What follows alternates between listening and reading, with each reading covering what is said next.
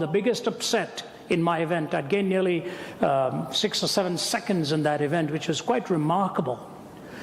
He said, but you know, Ravi, my heart was breaking because from the time I was 12, my father kept calling me a loser.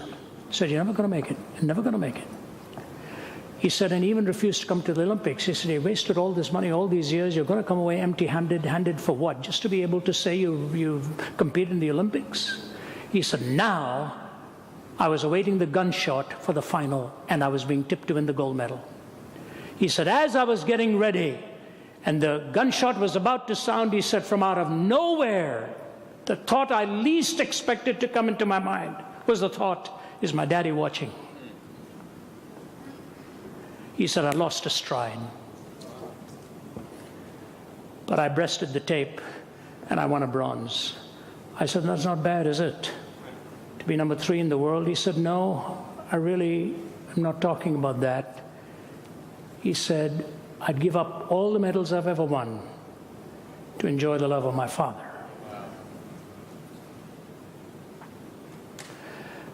I didn't expect a whisper of that thought from a man so solidly built, now in his post-competitive years, wishing he had his dad's arms around him. What language shall I borrow to thank you, dearest friend? For this thy dying sorrow, thy pity without end.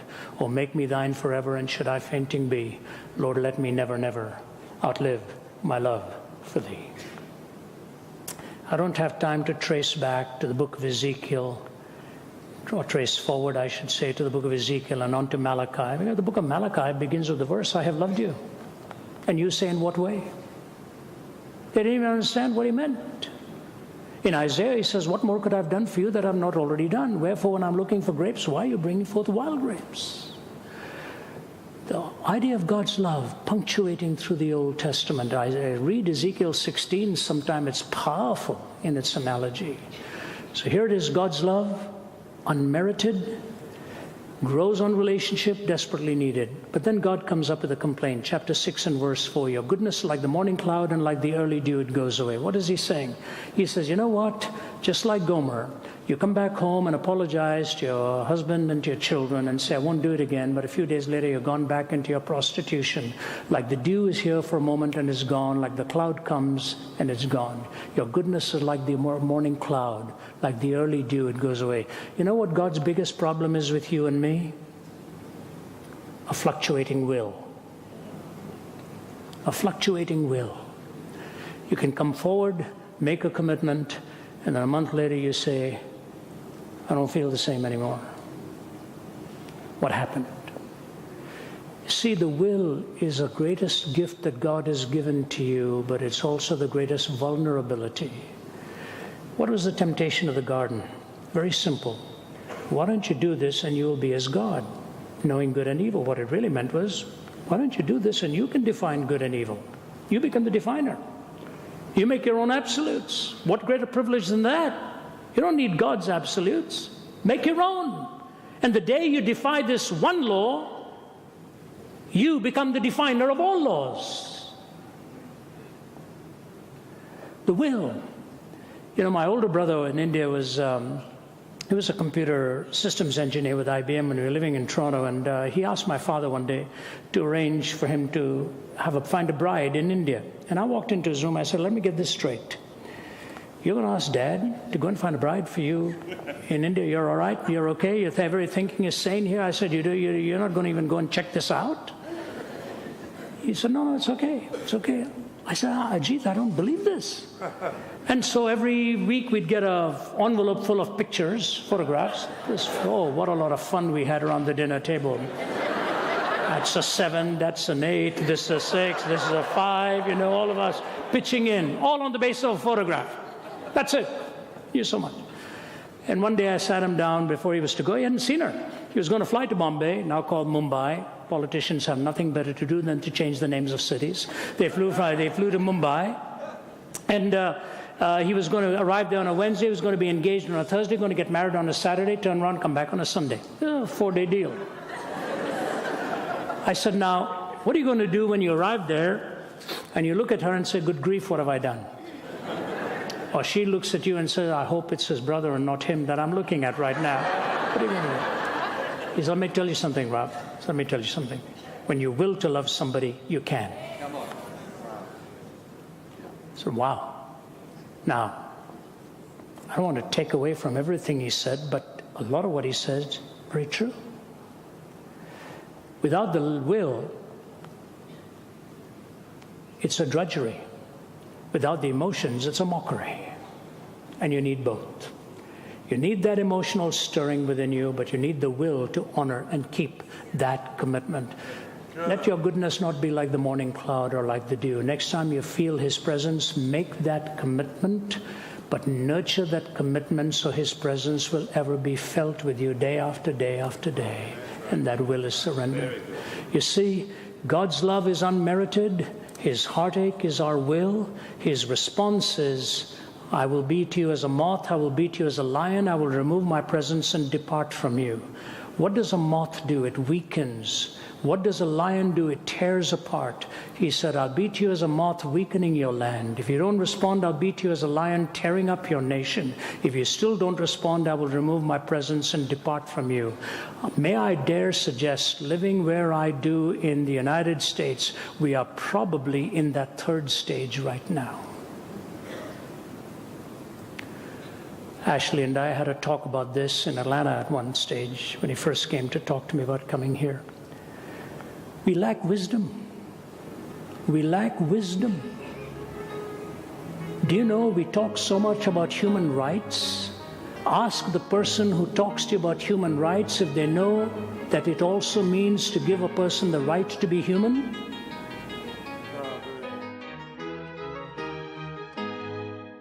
The purpose of RZIM is to engage meaningfully with the questions and heartfelt issues of our culture. We do that in areas of business, academia, politics, the arts, and media. We live in an age of confusion, and people from every continent are beginning to wonder whether there are any answers to life's biggest questions. And this has provided a remarkable opportunity for the gospel of Jesus Christ. RZIM consists of over 50 speakers and adjuncts operating in over 20 countries, working at every level to reach those who shape the culture of a country and its future direction with the gospel. In addition to taking the gospel to various arenas of influence, we are also committed to providing a variety of training events in order to meet people where they are and to answer their questions directly. Whether it's engaging young adults and students through Reboot, Remind, and Big Deal questions, or the training we offer through the OCCA, RZIM Academy, and the New Zachairas Institute, we want to be able to take the questions that often serve as barriers to belief and instead use these as opportunities to share the gospel. By clearing those barriers, we can equip people to then engage with their friends, family, colleagues, and institutions. Our purpose is not only to increase people's knowledge, but to address the obstacles that stop people from seeing the credibility and beauty of the gospel of Jesus Christ. What does it mean to be human? Talk to an average university student in North America, ask them to define life and purpose, ask them to define meaning, ask them to define absolutes, ask them to define love. All of these terms are with their feet firmly planted in midair. There's no solidity to it anymore. Purely relativistic. I was at UCLA last week, California, liberal campus, and they asked me to speak on tolerance. Do you know how many showed up on that Wednesday night? Nearly 3,000 of them. They had to open up an extra room. Wow. And when we did the same subject at Clemson in the South, 9,000. When John Lennox, Michael Ramsden, two of my colleagues, and I did an open forum on the defense of the Christian faith at the University of Arizona, which is one of the largest universities in the country. A few months before us, Richard Dawkins was there. They drew 3,000. When we did our open forum, they moved us to the basketball arena. Over 9,000 showed up for that. The hunger. They want answers to these questions. I give you this quote and move finally to my last thought. G.K. Chesterton, describing the world to which we were entering, said it in these powerful words: Please turn on the intensity of thinking here, because this is a mouthful of a quote. The new rebel who rebels against everything is a skeptic and will not entirely trust anything. He has no loyalty, therefore he can never be a true revolutionist. And the fact that he doubts everything gets in his way when he wants to denounce anything. For all denunciation implies a moral doctrine of some kind, and the modern revolutionist doubts not only the institution he denounces, but the doctrine by which he denounces it. So he writes one book complaining that imperial oppression insults the purity of women, then he writes another book, a novel, in which he insults it himself. He curses the Sultan because Christian girls lose their virginity, then curses Mrs. Grundy because they keep it. As a politician, he cries out that war is a waste of life, then as a philosopher, that life itself is a waste of time.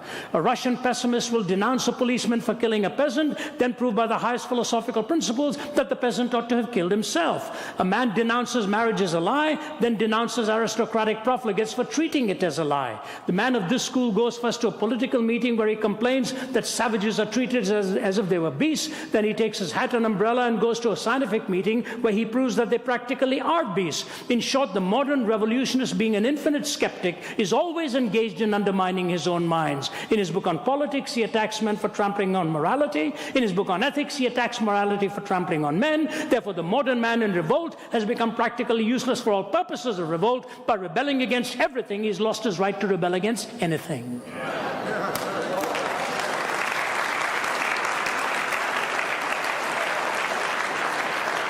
It is Chesterton who went on to say, the tragedy of disbelieving in God is not that a man ends up believing in nothing. Alas, it is much worse. He may end up believing in anything. Wisdom. You know, our Richard Dawkins was recently interviewed, and he made an astounding comment. He said, just because you're hungry doesn't mean there is such a thing as food.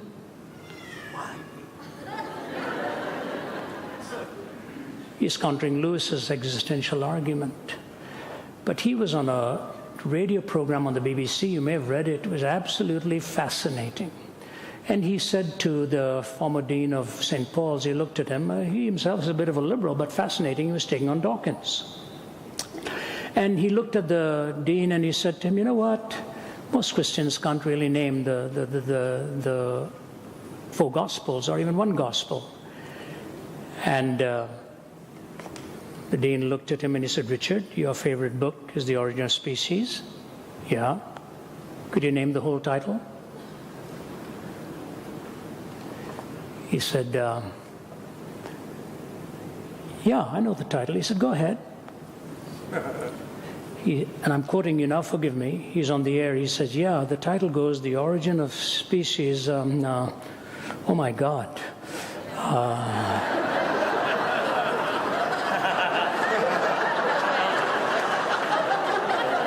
Even an atheist had to call upon God to remind him of the book from which he stopped believing in him.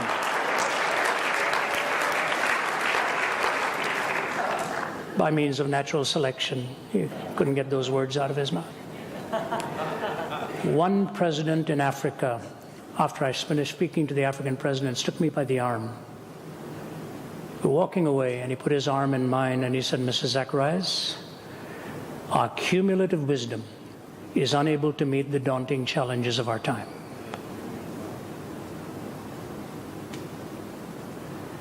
Where do you go for wisdom? Where do you go to face the tough questions of life? Corruption is here. It's inside. We really think in America we've got somebody who's going to solve all of our problems, materially, emotionally, this and that, and just by the stroke of a pen we're going to solve it. The country has never been more divided. The country has never been more of a monetary and fiscal mess than it is right now in its entire history. What's the biggest problem in India, the world's largest democracy? Corruption is systemic and endemic. Yeah. And then we think we're going to solve it. No. God's response is pretty tough. And finally he says, you know what? If you'll turn to me, I'll heal your backsliding. I'll love you freely. Mine anger is turned away from you. The only recourse is to take that U-turn and come back to him. That's right. I don't know how far away from him you are today. Good. I really don't know. But take that U-turn. He's waiting for you. The great Canadian evangelist by the name of Chuck Templeton, who was a great preacher. I saw Billy Graham say to him, "You'd have been the evangelist of the world, Chuck, if you'd stayed on path." But he walked away, took his postgraduate studies, lost his belief in God, and so on. Lee Strobel, who went to interview him afterwards, before he died, and a lot happened between that time too, and when he did die, by the way, in a conversation with Dr. Graham. But Lee looked at him and he said, "Chuck, where's Jesus now in your life?" He said, "I want to say to you, I really miss him. I really miss him." You see, he puts life together for you. He's the skin that holds together the necessary components that you cannot keep together unless God puts it together for you. I'll close with this illustration, and they gave me plenty of time. It's just that I'm so disorganized, run out of it. So let me hurriedly give this to you.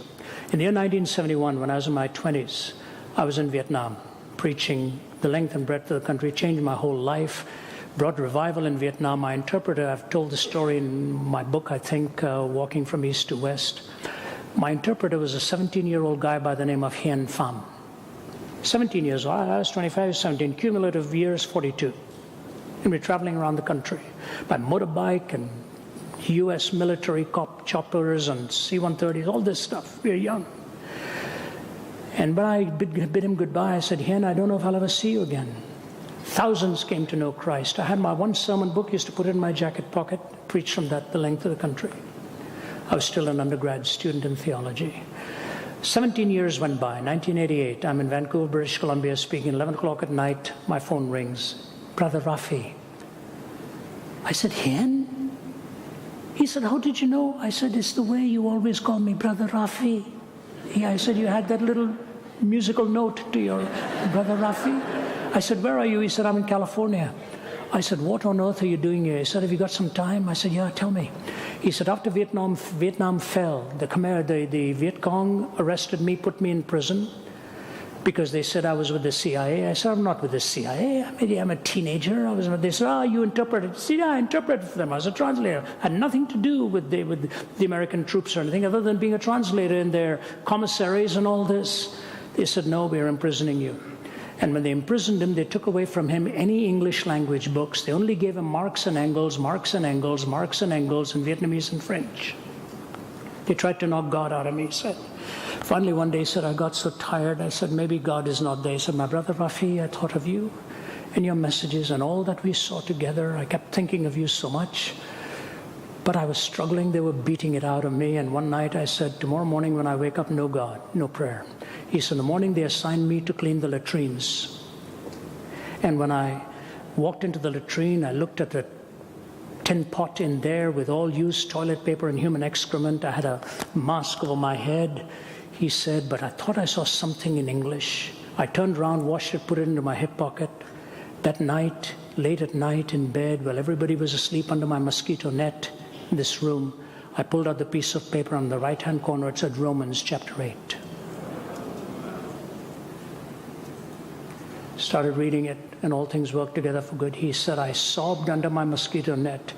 He said, "Who shall separate us from the love of God?" He said, "Jesus, you wouldn't leave me for even one day." He said, long story, I finally was released, and I started to build a boat to escape with 52 others. 4 days before I was to escape, Viet Cong come knocking on my door, armed to the teeth, and say, "Are you trying to escape?" He said, "No." He said, "Are you telling us the truth?" He said, "Yes." After they left, I said, "There I go, God, again, trying to do this my way." He said, "I prayed a prayer I hoped would never be answered. Lord, if you want me to tell them the truth, let them come back." So the day before I was to leave, they come, grabbed me by the collar, rammed me against a wall. "You're trying to escape, aren't you?" He said, "Yes, with 52 others. Are you going to arrest me again?" They said, "No, we want to go with you."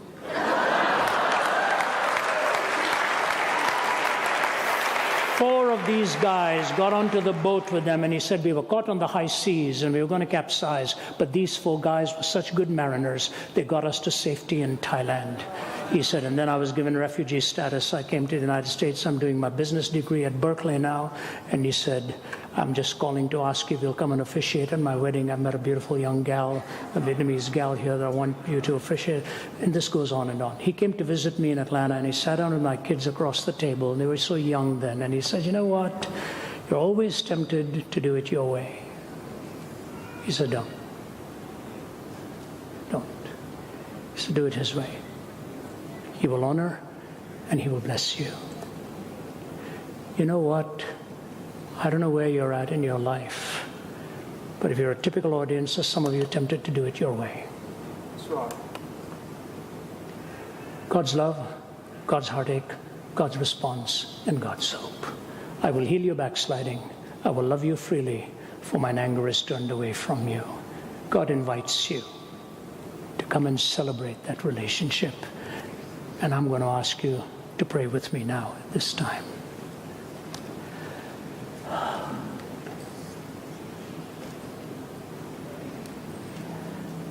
Father, we need you. Yes. And only you are big enough to be able to heal us. Your love is so supreme and so superb. Our wills are so fragile. And yet as we look back upon life, we see how you're a grand weaver. You weave the design. Help us to do it your way. I pray for this audience. Many today probably in need of you. I'm going to ask you, if God has met you today where you are, in your seat, and you're dealing with him, will you do this right now? Don't look around. If you're saying in your heart, Ravi, please pray for me. I need to get right with him this day. Will you stand where you are? Just stand where you are. I'd like to say a word of prayer for you. Yes, God bless you. Just stand up. Don't wait for others. Do it as God is leading you. Yes, God bless you. You're standing. I'm going to wait a few moments more. Several of you upstairs. Yes, God bless you out there. Thank you. Father, for these that are on their feet especially, I pray it is an outstretched will that will not go just on feeling, but will go with a commitment to that will and make that life available to you in a fresh way. Pour out your benediction on the remainder of this conference. Make it a beautiful time of healing, restoration. I thank you especially for those who work so hard behind the scenes to make it possible. Bless them. Minister to the ones reaching out this morning. And Father, if there's somebody still struggling, like the hound of heaven, follow them to where they go from here, till they stop in their tracks and turn to you. May your benediction rest upon us. In the name of our Lord Jesus Christ. Amen. Amen. God bless you. People Think with Dr. Ravi Zachairas. We're grateful for your prayers and financial support. If you'd like to know more about this ministry or would like to donate to our efforts, you can call us at 1-800-448